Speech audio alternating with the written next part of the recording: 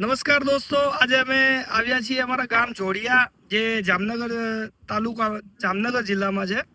અને તમે જોઈ શકો છો, જોડિયા જે છે બંદર છે. એક જમાનામાં જોડિયા જે છે એની જાહો જલાલી હતી. અહીંયા મોટા મોટા જહાજ આવતા હતા. પણ આજે જોશો તો અહીંયા ખાલી ફિશરીઝ ડિપાર્ટમેન્ટની બોટો તમને જોવા મળશે. જે માછીમારોની બોટો તમને જોવા મળશે. તમે જોઈ શકો છો પાછળ કેટલી બધી માછીમારોની બોટો છે અને પાછળ દરિયો છે.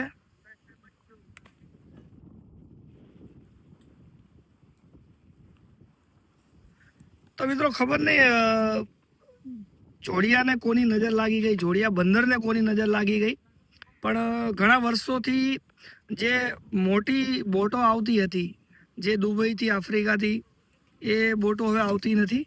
તો એક જે સમયે જોડિયાની જાહો જલાલી હતી, આજથી 50-60 વર્ષ પહેલે, એ જોડિયા આજે માત્ર ને માત્ર માછીમારોનું ગામ બની રહી ગયું છે. જે ઔદ્યોગિક ધંધા હતા, જે બહારથી કાપડ આવતું હતું, એના સિવાય ઘણી બધી વસ્તુઓ આવતી હતી. તો અત્યારે ખાલી આ ગામમાં એક માછીમારીનું કામ થાય છે, એના સિવાય કોઈ બાકી એક સમય હતો જોડિયાનો, એક દસકો હતો જોડિયાનો.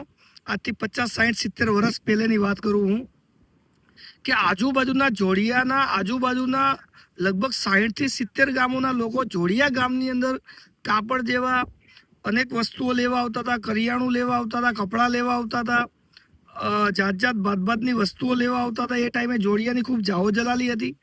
પણ ખબર નહીં જોડિયાને કોની નજર લાગી ગઈ.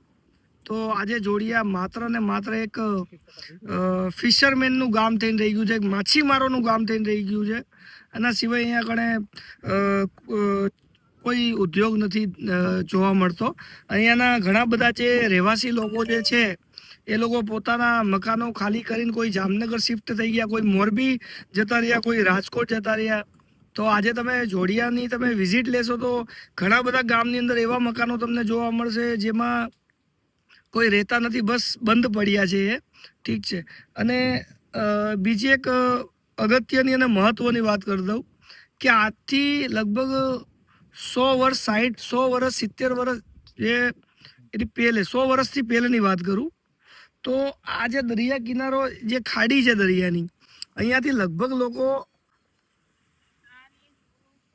આ વિસ્તારમાં અમુક ગામડાઓના આ જે પટ્ટો પડે છે, દરિયાઈ પટ્ટો, લગભગ લોકો કરાચી કમાવા માટે જતા હતા દરિયાઈ માર્ગથી.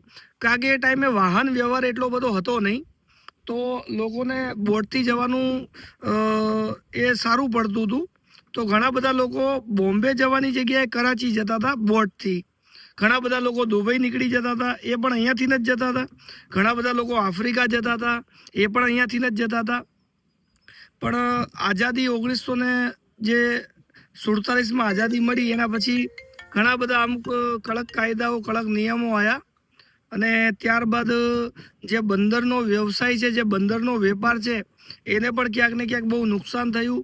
મોટી જે શિપ આવતી હતી એ પણ બંધ થઈ ગઈ, જે જહાજો આવતા હતા એ પણ બંધ થઈ ગયા. મતલબ ટોટલી જે બહારથી જે વેપાર થતો હતો જોડિયાનો, ખાસ કરીને સઉદી અરેબિયા છે, દુબઈ છે, એવી જે જગ્યાથી જે વેપાર થતો હતો એ વેપાર કટ થઈ ગયો. તો આ છે જોડિયાની કહાની. અને મારો વિડીયો તમને પસંદ આવ્યો હોય તો લાઈક કરજો, શેર કરજો, સબસ્ક્રાઈબ કરજો મારી યુટ્યુબ ચેનલને. Thank you so much.